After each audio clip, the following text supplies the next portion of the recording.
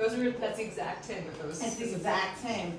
She said, Mom, what are the cookies in the cookie tin? What are the cookies in the cookie tin? And now she learned. And then she's like, oh, it's just Mom's art stuff. It's just Mom's work stuff. Yeah, it's definitely like, you know, important. I'm doing that later this week. We need to have those. One of us has to bring cookies in for the last one. Oh, yeah, we should. Okay. Yes, we'll do it. We'll probably need a couple. Maybe we need one. Maybe one. We have to find the one with the cookies in it. You have to find the one to get the cookies. Scavenger hunt. The cookie. Should I start? Yeah. Okay. So I guess I'll start by talking. You guys, we talked about my work and like my process. So this series is about women who transitioned into motherhood during COVID. So far, I've started with Anna Sophia. This is her. So this is the photo that I use of her to like as my reference, and then I used this image because I could not get her daughter, Luna, to hug her the way that I wanted her to. So I just like combined the two images together. I'm realizing as I'm working on this that because I'm going larger, I'm normally like a fast worker. This is going to take me a lot of time, which is fine, and that's okay. I'd rather give it the time and the care that it deserves. So right now I just have like the first layer down, and there are a lot of elements that like go into each woman's experience of like motherhood during or birth and maternity, giving birth, and then postpartum during like 2020, 2022, the height of like the COVID pandemic. So I can tell you guys what I have here so far and like what I plan to do this week. Ana Sofia is originally from Sinaloa, Mexico, and during the first part of the COVID shutdowns, that's where she was. And so she spent a lot of time like sitting and like experiencing nature, and she loves nature. She's all about nature. There are plants everywhere in her house, plants everywhere in her yoga studio.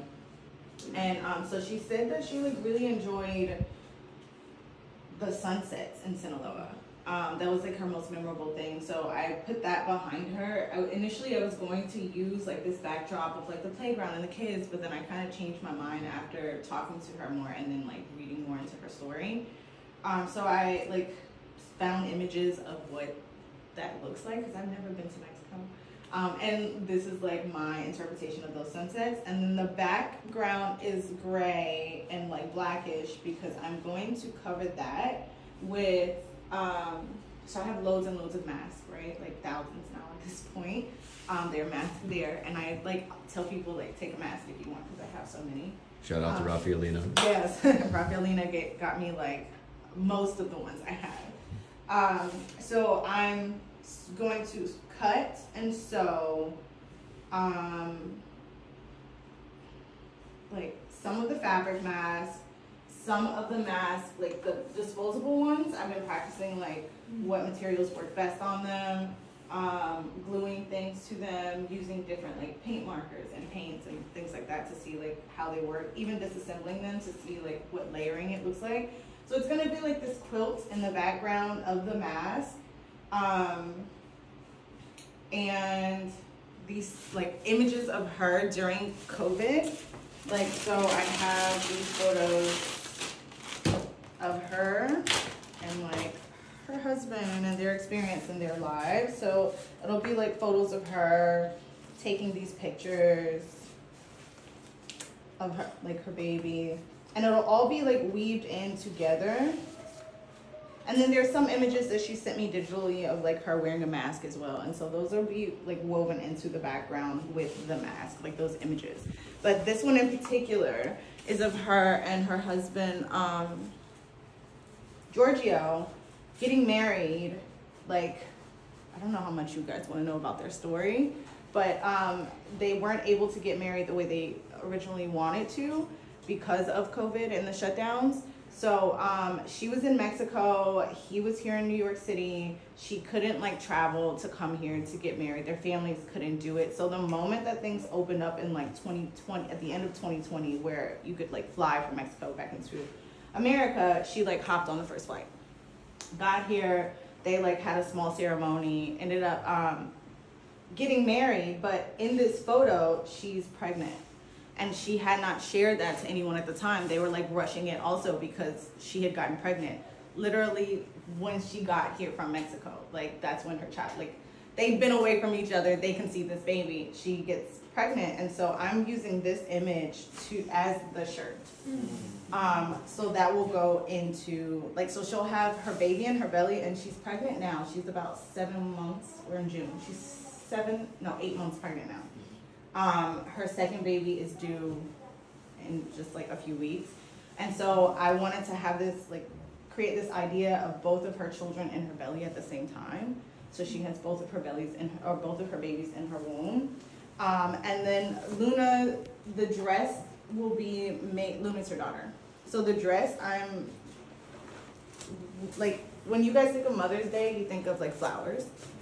Everybody gets mom's flowers on Mother's Day. So I've asked each of the women what their favorite flowers are and what, like, why, like, what does it remind them of? And so hers are bougainvilleas, and it reminds her of like Mexico, her time in Mexico.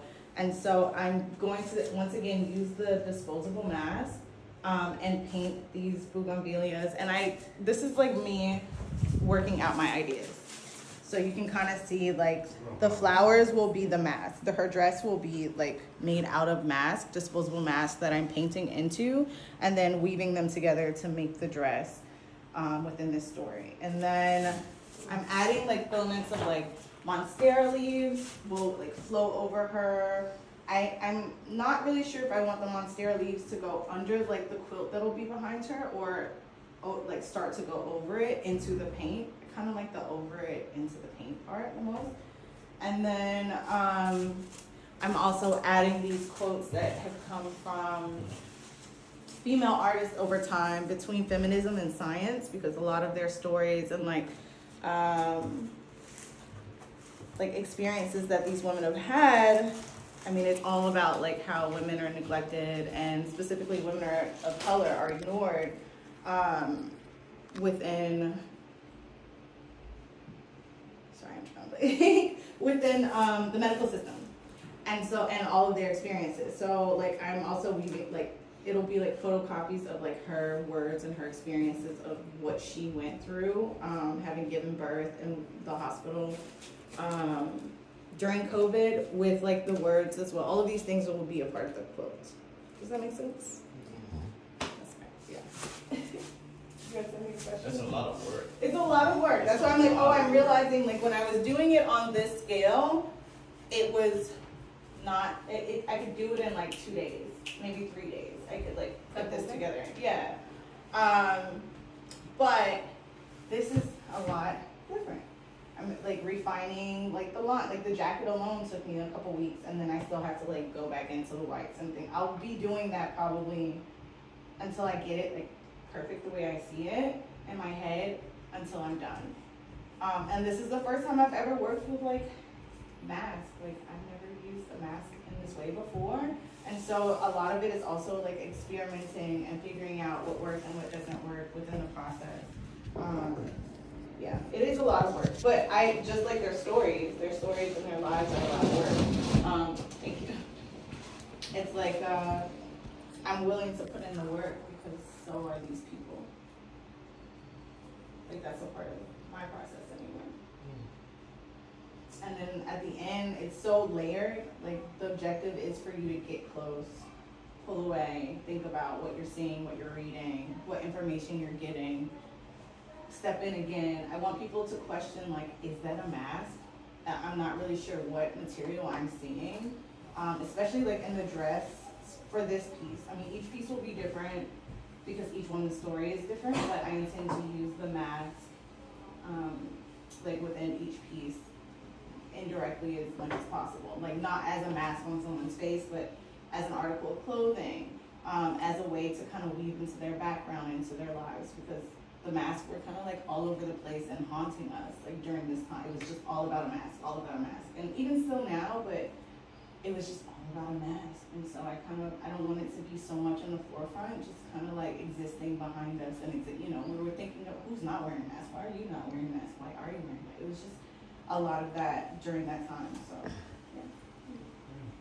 Have you thought about, I'm not sure how much you want to maintain the integrity of the mask so people can see it, but you can weave cut off all the strings and weave with them. Could you also talk about weaving the stories? I hadn't thought about that. And even cutting up the masks and weaving, or just kind of, so people are a little more challenged to get well, closer. I'm going to cut up the mask for sure. I hadn't thought about using this part, like the string part, but I definitely want to like cut it so that it's not in your face. But I want to keep the integrity of like the K and not like keep those things that if you're looking at it, you're like, wait, is that what I'm thinking about? Is that actually a mask, or like leave in the metal part or parts of the metal? Yeah. But I hadn't thought about like how to use this part yet. I don't know. Maybe, I don't know. I'll take some ideas. Do you, this is a question that I'm just thinking, do you cry when you are doing this, or when you are thinking about?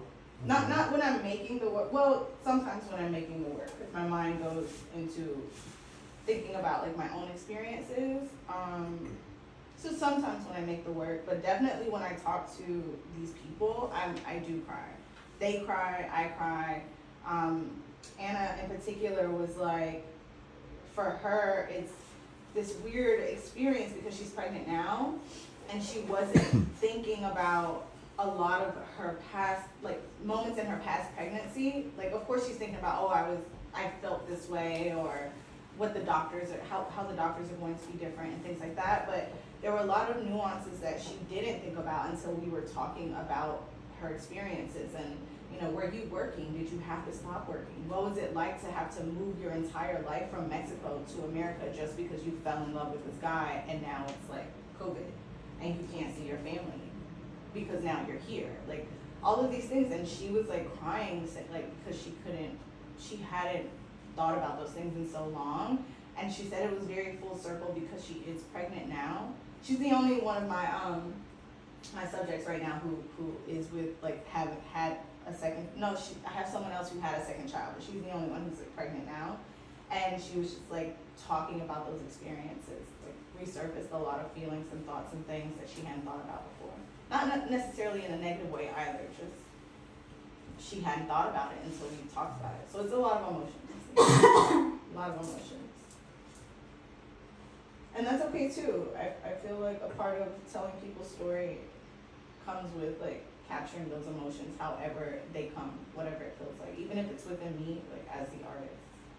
Also, I don't know if you do on purpose, the background, the ceiling, the sky. I can see like maybe back of her head is the sun, because I can see like maybe a round thing. I thought about like, should I make that very like explicit in your face and put a sun behind her? But I feel like there's a lot of work where people put like crowns and halos around people, and I love it, and also at the same time I think it's overdone. So I wanted to do that without, like, that is slightly intentional, without like being in your face that I'm surrounding this person with this light. But yes, those are the things that I am thinking about, like as I'm working, like how is what colors are right next to the person, or Will they all be outside?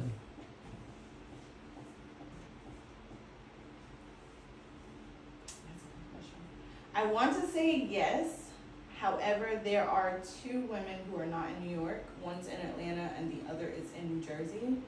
I'm going to ask them to take them outside, but I can't promise that I'll get the image that I want from whatever they do, because I'm not going to be there for them. I'm going to have someone take the image for me. Yeah. But I want them all to be outside. Yeah. Which is very different from like how we had to be inside. Yeah. So you want particularly want it to be outside. When they are photographed, and I intend on somehow, even in the background, like these images will go in the background too. The images that you guys see that I took of her with her kid, like that will go in the background. The park benches and things. Well, maybe like snippets of it, because the way that I kind of see the background is like as if it's like a ripped up collage quilt, like of ripped up pieces kind of woven together. It's really hard to describe until you see it. I just see it in my mind, and I haven't even put it in my sketchbook because I don't really know how to do it on that small scale with all of like the pictures and things that I see in my head.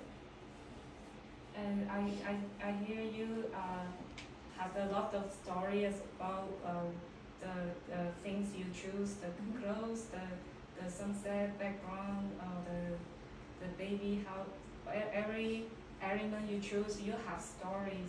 So the painting is the outside look important to your painting, or is the figure, because it's the main character. The main character's inside work is important to the painting for you. Like physically, like outside, or like The inside, or physically, like. you choose the clothes. So normally, like in the past series, I played more of a part in asking the subjects to like dress a certain way when they came to see me. With this series, I asked the moms like just to show up. And what I really like about it is that, like, at least for these two moms, they showed up like who they are, like as they are. So Anna runs a yoga studio in Ridgewood. That's where I was last night, celebrating the 2-year anniversary of her studio, which has become like a staple in the community. And so she's wearing the things that like are of her. She's wearing this yin yang. You see it here, like she that's how she showed up. She also had in her ear these spiral earrings, which I'm not going to put on her ear in the photo. I'm actually putting it into her pants because she has these, like, a lot of her teaching is about like how life is cyclical, and we come back to the same, we're always coming back to certain parts of our lives and just growing and learning from them, but we're moving further away from like the beginning of us. So I'm kind of moving those things, but that's how she showed up, like with those spiral earrings. And then she had another earring that was a moon, because her daughter is Luna, so she wears moons representative of her, and so I'm putting that in the sunglasses instead of on her ears.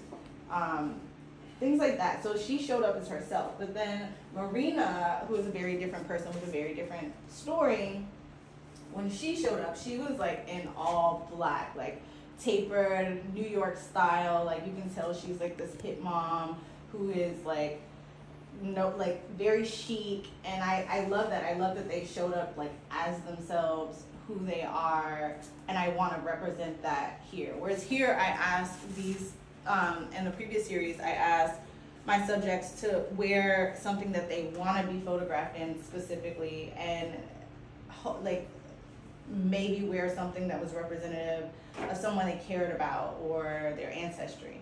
And so like these two showed up separately, like probably several months apart, but showed up wearing shirts that were given to them by someone who passed away.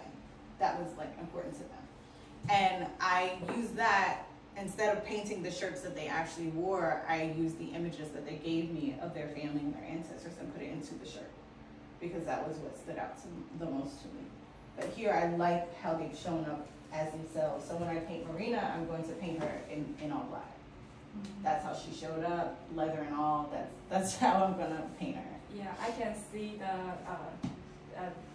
herself in the photo. Yeah, right, exactly. And I want to keep that. I want to keep that integrity here, because this is about these women. It's about who they are and how motherhood isn't. It's not like a monolith. It's not like we're not all the same. Moms are different. Every mom is different. You can be like super chic. You can be the mom that is very centered. You can be the cool mom. You can be the I really don't want to do this mom. Like you can be, and all of those stories and all of those nuances are important when we're honoring what motherhood is, and that it exists in so many different ways. But none of us would be here if there wasn't someone who vesseled us into this world. I think that's what I have appreciated the most about listening to you talk about how you've taken every single part of what she shared with you and really honored it and upheld it throughout the work. Because during COVID was like women of color, science, there was already that intersection of neglect. And then it became an even more nuanced Because part of of that. neglect because of COVID, and people Yeah. became statistics, and stories became statistics, and they Right. became like these, you know, one-liners. Mhm. And you're taking this, what seems like a really long conversation or relationship, and taking every piece and incorporating And put it it. into the work. And I'm glad you actually mentioned the statistics, because it's also like in the quilt, all of those things will be woven into. I have, I researched like what the numbers are and how COVID actually affected things like childcare, things like work, like how women were working, what postpartum looked like afterwards, how it affected children's health and developmental standards. And I have all of that in my other like handy dandy book in my bag. But all of that stuff, like too, it's like trying to figure out, I'm not going to be super strict about how they go into this background quilt, but I want to make sure I fit all of these things into it, so that when you first see this image, it's like, oh, this is a beautiful picture, this is a beautiful painting. But then when you get closer, you're reading about the statistics, and you're reading about her actual like lived experiences and with her own handwriting, and you're reading about, or you're seeing images of her both then and now. I putting all of that into this, weaving it into this. Thank Do you, you Darlene. disconnect at some point of this creation? Did you disconnect at some point? Like, I mean, I disconnect to make it, like to paint it, but I don't know. I think I'm attached to all the work that I ever make because they're real people, and they're real people that I have to spend time with and talk to and get to know. And even like some of them I didn't know before. Like I knew Anna, but I never met Marina until this project. I just like reached out to, there's something called the Bushwick Baby Tribe. It's a WhatsApp group of parents in Bushwick and Bridgewood. And we all, like, you have to be added by somebody in the group. And so I've been a part of this group since my kid was born. Someone in the neighborhood, I can't remember how, someone added my family to the group. And I posted in there, hey, like a year and a half ago, or maybe like a year ago, I'm starting this new project. This is what my work looks like. Are there any moms of color specifically who would be interested in being a subject for this project? And she was like, I would. And so we didn't meet until the day I like gave her the research material that I needed her to get back to me. Like, so I never known her before, never met her kid. But now that I have met her, it's like, oh, our kid, we live really close to each other. Our kids actually have mutual friends. They're like, they probably played together and we just didn't realize it until now. So these bonds are being built, and so it's hard to disconnect because I do get really close to them. And then like whenever I show any of the work, I let the subjects know and they show up for it. So that's a really cool part of my process too. Like when the work shows, oftentimes the person in the image is there to come and view the work, and you can talk to them yourselves. Thank you, Darlene. It is, yeah.